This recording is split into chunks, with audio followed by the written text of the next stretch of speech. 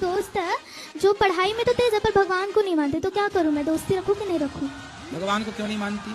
वो बोलती है कि इंडिया कभी आगे नहीं बढ़ पाएगा, जो भगवान को फालतू में मानते इसकी वजह से इंडिया कभी आगे नहीं बढ़ पाएगा और सब देश आगे बढ़ जाएगी। हाँ, पाकिस्तान बहुत आगे बढ़ गया, श्रीलंका बहुत आगे बढ़ गया, बांग्लादेश बहुत आगे बढ़ गया। हाँ, पूछना अपनी मूर्ख सहेली से कितना आगे बढ़ गया। हाँ। उससे बोलना बेटा सबसे आगे भारत ही है। जी गुरु। उससे बोलना सबसे आगे कौन? भारत। हाँ, सबसे आगे आज भी भारत है पूरी दुनिया में। किसमें? भगवान को मानते इसीलिए। भगवान को मानते इसलिए तो आगे है, पर पूरी दुनिया में सबसे ज्यादा चरित्रवान लोग कहीं पाए जाते हैं तो भारत में पाए जाते हैं। तुम अंग्रेजों के कारण गुलाम नहीं हुए, तुम्हारे तथाकथित ऋषि मुनियों के कारण तुम गुलाम हुए हो।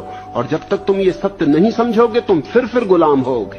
तुम्हारे भाग्य में गुलामी है। फिर ये तुम्हारे तथाकथित ऋषि मुनियों की कृपा है कि उन्होंने तुम्हें उल्टी बातें सिखाई।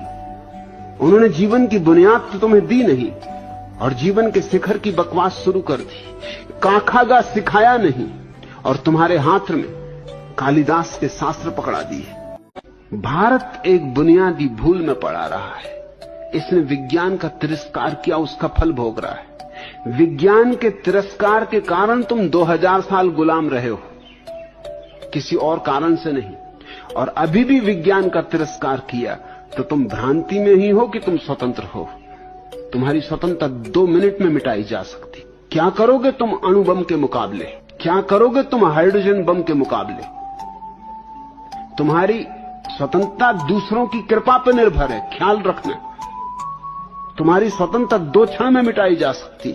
और हमें शर्म भी नहीं आती ये कहते हुए कि फिरंगियों ने हमें गुलाम किया। तो तुम गुलाम हुए क्यों? इतना बड़ा देश, 40 करोड़ का देश, कुल 3 करोड़ संख्या वाले देश का गुलाम हो गया। चुल्लू भर पानी में डूब मरो, इसके पहले कि इस तरह के प्रश्न पूछो। शर्म भी नहीं आती? 40 आदमियों को 3 आदमी गुलाम बना ले और फिर भी गाली दें कि इन दुष्टों ने हमें गुलाम